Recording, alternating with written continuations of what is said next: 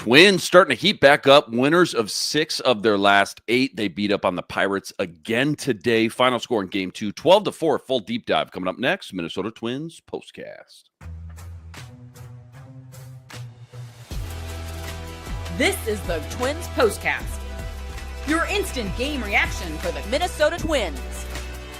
Part of the Locked On Podcast Network. Your team every day.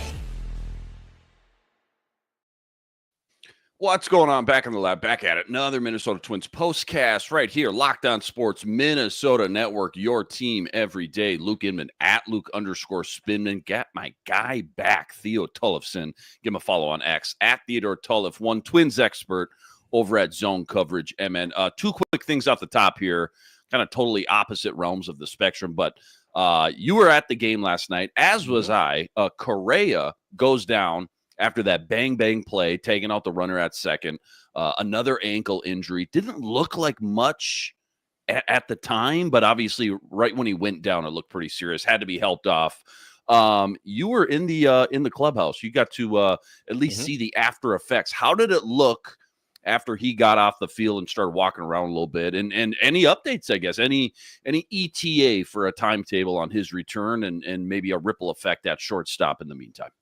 Oh, yeah, he's fine. There was a few of us reporters who waited around after the game, after we talked to everyone else, like Deshaun Kersey Jr., after his excellent throw. That was definitely a moment to give him his flowers. But we stuck around after Correa was all done in the trainer's room. He was walking around just fine, like nothing happened. Pressure was feeling normal. He wasn't feeling any pain. I think, the extra couple minutes of him just kind of lying on the ground, being evaluated, probably helped in that and being helped off the field.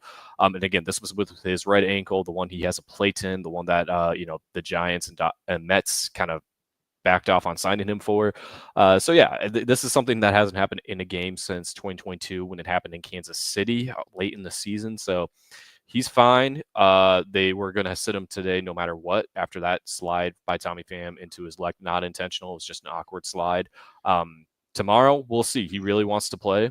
He feels great. And if all the boxes are checked off, we could probably see him, I would say, play 7 innings tomorrow. It's the All-Star break. I think they would want to appease that, but obviously don't overwork him, especially have another game like today. Very, very encouraging stuff, though, it sounds like, all things considered. And poor Tommy Pham, by the way, misses a homer by like 2.5, 3 feet and ends up getting tagged up, just gunned out by your guy, Kersey, who you've spoke glowingly of since he's came up. And I know, again, like you said, glad to see him get his flowers. And then part 2 here, totally opposite realm, the energy last night. 40,000 at Target Field, sellout crowd. We'll get into all the kind of nuts and bolts of it, but did you catch any of that Nelly concert? Because I did, and it was fantastic. I would say the last 2/3 of it was what we got once we came back up from the clubhouse. They had it on in the TVs in there because obviously some of the players. I wanted to know, as I'm bobbing my head out there, the Twins were vibing a little bit in the clubhouse too. Oh yeah, them and their family members, a good amount of them got out there and enjoyed it. So it was great, good vibes. So yeah, great energy, great crowd last night. Again, 40,000. Don't hear that a lot at Target Field. Sellout, complete sellout.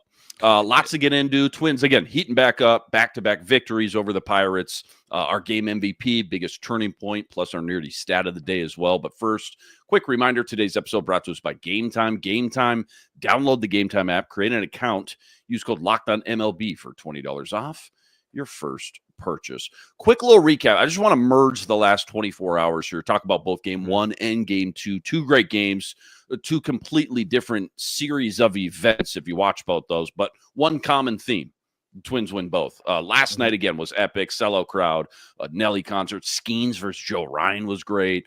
Skeens made one mistake, it felt like, all night. That was hanging that curve to Trevor Larnach, and he just squeezed it over the right field wall. Twins go up 2-1, and then, as the relievers came in and just did the rest, just complete, ring them up, sit them down for the next 5 innings. Today, though, the bats really heated up. Byron Buxton, he was on a mission, man. 5 for 5 with a home run. Willie Castro, 3 for 4 with a home run. They hit back-to-back home runs actually late in this game, which was pretty fun to see. Cody Clemens early in the game, 3-run homer as well. I mean, those 3 guys combined 8 RBIs on the day. So 12-4, that was your final today. 47 and 48 now is where they sit on the year. Give us just like your top 2 or 3 takeaways and 8 topics between game 1 and game 2, because I know that there's a lot to choose from here. What stuck out the most? Well, since most of our viewership is probably here for today's game, we got to talk about the Buck truck getting the cycle, the first ever cycle in Target Field history on his bobblehead day. Unbelievable. Like, it doesn't get much better than that. Poetic. It's poetic. Yeah. I mean, again, we've been waiting a long time to see this healthy version of Buxton. He's going to have, I think 77, maybe 78 games before the All-Star break, which is probably a record for him. Maybe it was a little more in 2017 because he played 140, but it's definitely the most we've seen in the last 5 years, which is fantastic. A great way to have 2 days before the home run derby. Hopefully he still got some home run swings in him for that derby, and probably has an easy day of baseball tomorrow, since most of the time when these guys are in the All-Star game, they'll start the game but they exit early so they can catch the flights down to Atlanta or wherever the game's being hosted. So I mean, you got to take that away. It's been a long time coming, 6 years since the last Twin had a cycle, so that was Jorge Polanco. I was just going to ask you, I don't know what you got locked and loaded for your nerdy stat, but I would love to know who the last guy was. Polanco, that's right. Yeah. We'll start with this one right now. Polanco, beginning of the 2019 season, it was a very cold, damp day in Philly. I think it was only like their second or third series of the whole season. So, yeah, I mean, not the ideal weather for a guy to be hitting a cycle in, but he was able to do it then. So, yeah, that was a big one for today's game, and the rest of the lineup coming through. And then Travis Adams looked a lot better in his second career outing compared to his first, which is good. Gets his first career win. Obviously, still some stuff to work on because he's adjusting to the major league hitters, trying to figure out, his pitch to contact stuff, which you can't get away with as easily in the major leagues as you were 10, 15 years ago. But he's still a good guy to have around. This is the Locked On Player of the Game. Let's do it again. Let's double dip here, combine game 1 and game 2. Today's game MVP, I think it's a pretty obvious choice, but last night's game MVP as well for the Twins and these back-to-back wins. Who was it and why? Buxton today, obviously, and I think Joe Ryan and Deshaun Kersey Jr. can share it for yesterday because Ryan had that 34-pitch first inning where things were not looking great. Game got a little bit of a delay just because they were expecting some rain, didn't happen, and then players were kind of a little behind their schedules by like 20, 30 minutes because we didn't even get a 7:30 start. So, Joe Ryan pitched excellent for 5 innings, keeping things kind of together. I mean, he only had 1, 2, 3 inning, which was the last of the day. But when you're at 86 pitches, you're expected to pitch in the All-Star game in a few days. Why overwork it, especially when you get the extra rest with the break? Since assuming if he's pitching on Tuesday, he's probably not going to pitch again until next Sunday at the earliest. So you got to take that. And then, Deshaun Kersey Jr., he's a guy who's been limited to this bench player role, not getting as many as bats as he would like. And we know he can be a good hitter. He was the best hitter for the Saints last season, hit over 300 in 102 games with them last year. So it's been a very tough adjustment for him to see, pitches only live game action at the plate, maybe once or twice a week, but you put him in right field as defensive replacement because you want to have the best defensive outfield when you get to that point in the game in the top of the 7th. And he just played the ricochet of that single from Pham right off the overhang in right field pretty well, gets a perfect throw right to Correa and get that tag out. And, this is like I said, he's gotten so few opportunities to really shine with his defense like that. So when it does happen, because you could probably put him up against Harrison Bader, and they're pretty equivalent. Wow. I mean, Buxton is still a little bit better, and Kersey will definitely admit that. But no, that speaks volumes, though. Just to put him in that tier. Just to put him in that tier. When it's him, when it's Bader, Buxton, Kersey, arguably the best defensive outfielder in baseball. When you have all three of them out there, it's pretty insane. I mean, I am a little more biased because I've seen more than Bader that I think he could probably edge him out just a little bit, but I don't think he would take any offense in any of us saying Buxton's still the better defender among all three of them. Yeah, again, at the Nelly concert last night, didn't get to get home and watch SportsCenter. I'm hoping that play, that gun down, was on SportsCenter's top 10 nonetheless. Let's get into our biggest turning points from the last 2 games. Time to reveal where the game was won or lost. It's the turning point. So biggest turning point today, biggest turning point last night. Again, 2 different kind of areas in the game, but when was it and why? Today, that second inning, I would say, when they just really exploded on offense and really gave themselves an extensive lead. Obviously, six runs. Yeah, the Pirates chipped away a little bit, but I mean, that second inning, putting up those 6 runs there, that really just kind of secure things in the bag. And then the next inning, when you make it a 9-0 game, it's like, okay, this is pretty much, kind of get the one right of those amount of pitches days, one of in. those games. You're not going to throw in any relievers in the game that you had last night. That way you can use them tomorrow if needed. And then they still all have 4 days of rest, maybe 5 if they don't use certain pitchers in their first game in Colorado coming out of the break. And then, I think because I keep talking about it, I mean, Kersey's throw was definitely the turning point, because you could have had a runner in scoring position last night with I think 1 out in the top of the 7th, and then you get your second out right there. Yeah, well said there. Plenty more deep dive. Nerdy stat of the day coming up. That's all coming up, though, right after this. Quick reminder, today's episode brought to us by FanDuel. FanDuel, America's #1 sportsbook and official sportsbook partner of the MLB. Right now, FanDuel's giving you a chance at a huge return, $150 in bonus bets, guaranteed when you win your first $5 wager. Why I love FanDuel? When you get the hunch in the middle of the game, go check out the latest stats, view live play-by-play, and so much more, all on the same page where you place your bets. Again, $150 in bonus bets, guaranteed when you win your first $5 wager. Go check it all out over at FanDuel.com. Get in some MLB future action if you dare. Twins plus 600 now to win the AL Central. It's all sitting up over at FanDuel.com. Again, check it all out over at FanDuel.com and get $150 in bonus bets guaranteed when you win your first $5 wager. FanDuel, America's #1 sportsbook and official sportsbook partner of the MLB. All right, nerdy stat of the daytime. Any crazy stat, fun, analytic, Twins related? Could be from today, yesterday, just in general. What do you got?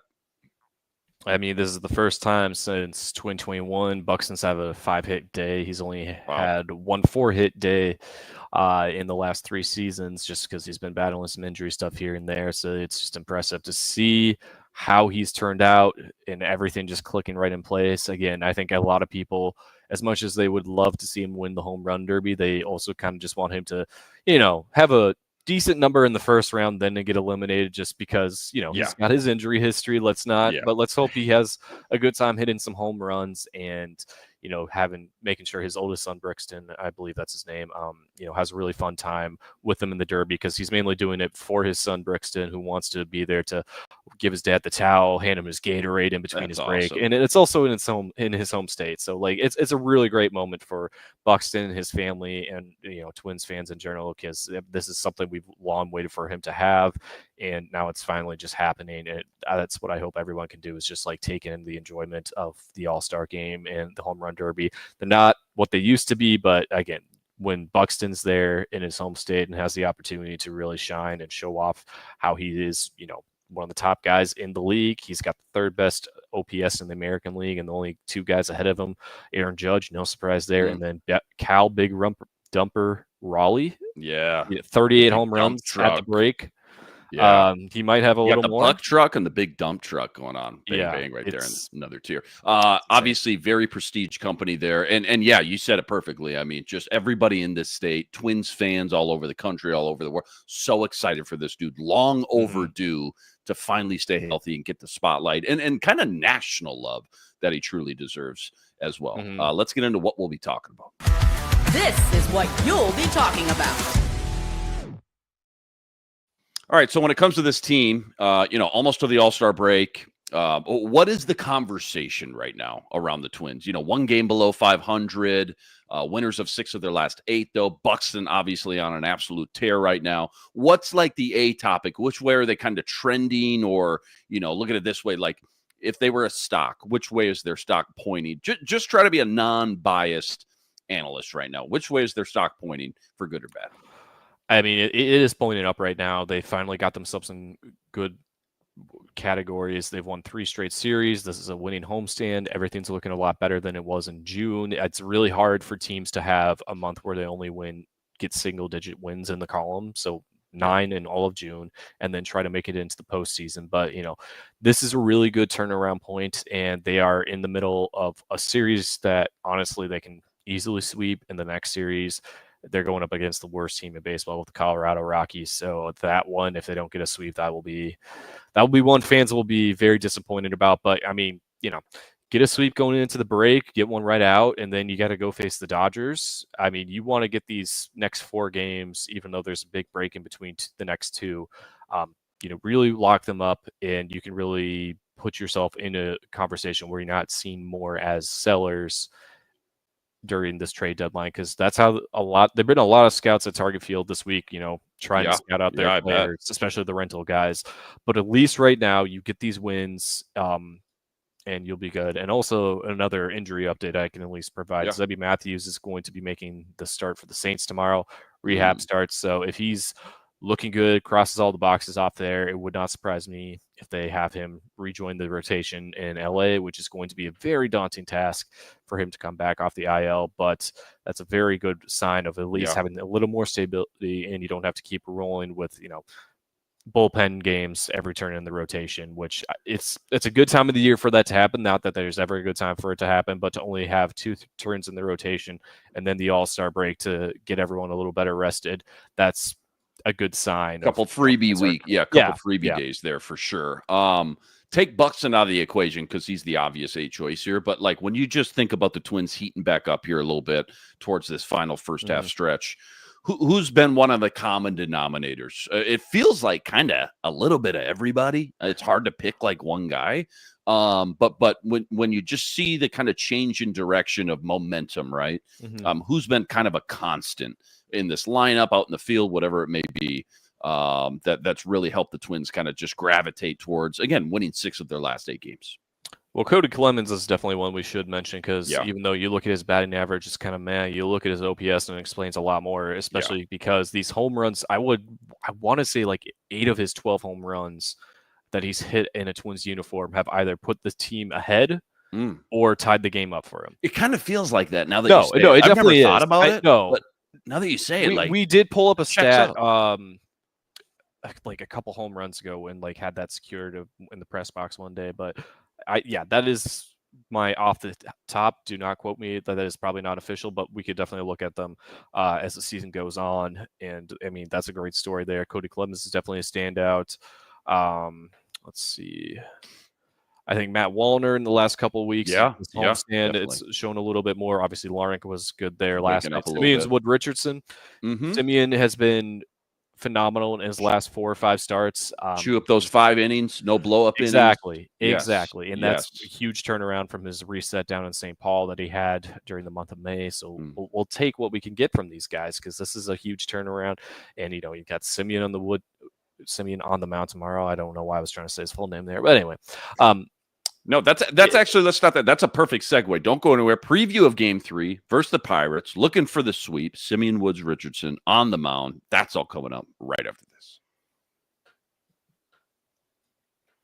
Quick reminder, today's episode also brought to us by Prize Picks. Prize Picks, America's #1 fantasy sports app, now with more than 10 million members to date. For me and my money, it is by far the easiest, most exciting way to get in on all the action while you watch your favorite sports and you watch your favorite players. It's so simple. All you got to do, you pick more or less on 2 or more players' stats. You watch the winnings roll in. Strikeouts, RBIs, home runs, stolen bases, base hits, you name it, they got it. Take your pick on more or less. Add them to your Prize Picks entry today. Plus, they now offer Apple Pay, quick and easy deposits into your account all season long. Download the Prize Picks app. Use code LOCKEDONMLB for $50 instantly with any $5 wager. All right, Game 3 tomorrow, trying to bust out the brooms. Again, SWR back on the mound. Got to assume, I don't know. Actually, no, after talking to you, maybe we will see Correa. But again, bats came alive today. Buxton on an absolute tear. Bullpen, all in all, been rock solid.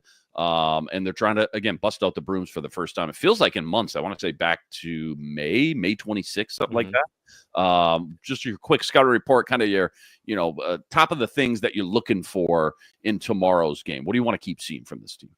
I think Simeon Wood Richardson going on a roll. I mean, I would expect, if he's continuing to pitch like he has in these last 5 starts, and his pitch count's looking good, and hopefully they have a little more run support than they did in his last start against the Cubs on Tuesday night. Maybe he can get through 6, hopefully 7, give the bullpen some extra rest. He's going to have a week off, and then you get into the, All-Star break, and you could probably roll out with Festa, Paddock, and him in Colorado.